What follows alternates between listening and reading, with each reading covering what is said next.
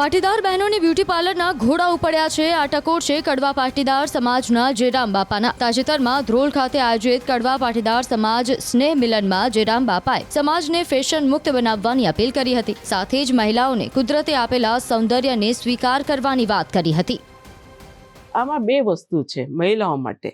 આ વર્ષોથી શિંગારનું જે મહિલાઓ માટે જે આપણા રાજાશાહીઓથી ચાલતું આવે છે, જે બહેનોને એક ભાગરૂપે છે કે શિંગાર એનું એક પ્રભુત્વ છે કે સ્ત્રી માટે એક પોતાની જાતે શિંગાર કરવા માગે છે।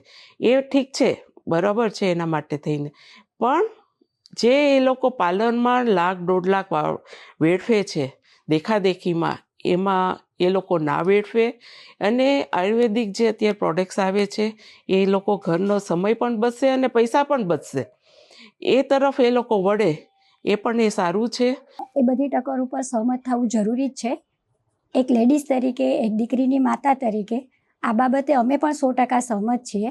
બ્યુટી પાર્લરમાં જવું જરૂરી બી છે લેડીઝ માટે, કોઈને કોઈ માટે, પરંતુ આપણે આપણા પરિવારને અનુકૂળ, આપણી સંસ્કૃતિને અનુકૂળ અને આપણા જે સંસ્કારોને અનુકૂળ જે કંઈ પણ આપણે પહેરવેશ પહેરીએ છીએ, બ્યુટી પ્રસાધનો યુઝ કરીએ છીએ કે બ્યુટી પાર્લરમાં જઈને જે આપણો નવો લુક આપીએ છીએ, એ લુક ક્યાંય ને ક્યાંય અમારે પણ દીકરીઓને સમજાવવું પડે કે એના પોતાના વ્યક્તિત્વ પ્રમાણે, એના સામાજિક ઢાંચા પ્રમાણે પ્રોપર છે કે નહીં। એ માટે માતાઓએ પણ 100% જવાબદારી લેવી જ પડશે। અમે કાયમને માટે છોકરીઓને એવા સંસ્કાર આપી છીએ કે આવા ખોટા કોઈ ખર્ચા કરવાના નહીં।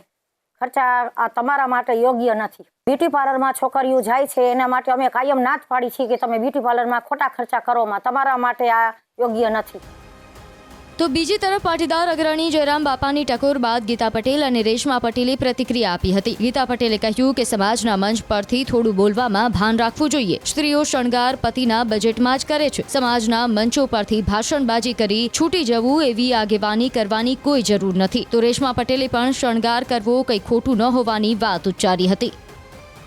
સમાજનું મંચ આવે ત્યારે ઘણીવાર આગેવાનો સમાજને ટકોર કરતા હોય છે અને સમાજના મુદ્દાઓ પર વાતો પણ કરતા હોય છે, પણ સમાજના આગેવાનોને એક દીકરી તરીકે મારે એમને એ પણ કહેવું છે કે જ્યારે સમાજનો મંચ આવતો હોય ત્યારે થોડું બોલવામાં એમને ભાન પણ રાખવું જોઈએ અને સાથે સાથે ખાલી મંચ આવે ને ત્યારે તમે સમાજને સલાહ આપવા આવી જાઓ છો, એના કરતાં બેઝિક સમાજની જરૂરિયાત શું છે, સમાજની વચ્ચે શું કામ કરવાના છે, સમાજના યુવાનોની ચિંતા શું છે, સમાજના મહિલાઓની ચિંતા શું છે, ખાલી તમે તમારું મંચ આવ્યું ને એમ કહી દો કે મહિલાઓને તૈયાર થવાના ઘોડા ઉપડ્યા છે। તો સ્ત્રીનો એક શણગાર છે અને સ્ત્રીઓ હંમેશા પોતાના પતિ જેટલું કમાતા હોય એ બજેટમાં જ ચલાવીને કામ કરતા હોય છે અને કદાચ સ્ત્રીઓએ થોડો શણગાર કરી પણ લીધો તો એમાં સમાજને કંઈ વાંધો પણ ના હોય।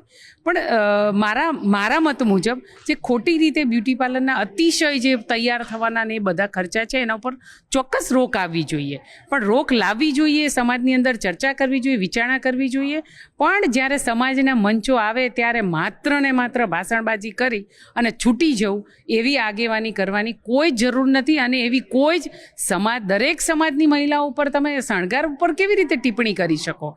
શણગાર, સૌંદર્ય એ તો સ્ત્રીઓનું એક ઘરેણું છે અને એવું નેચરલ પણ હોઈ શકે, એવું કંઈ જરૂરી નથી, પણ તમે ઘોડા ઉપડ્યા છે એવા શબ્દોના ઉપયોગ મહિલાઓ માટે ન કરવા જોઈએ।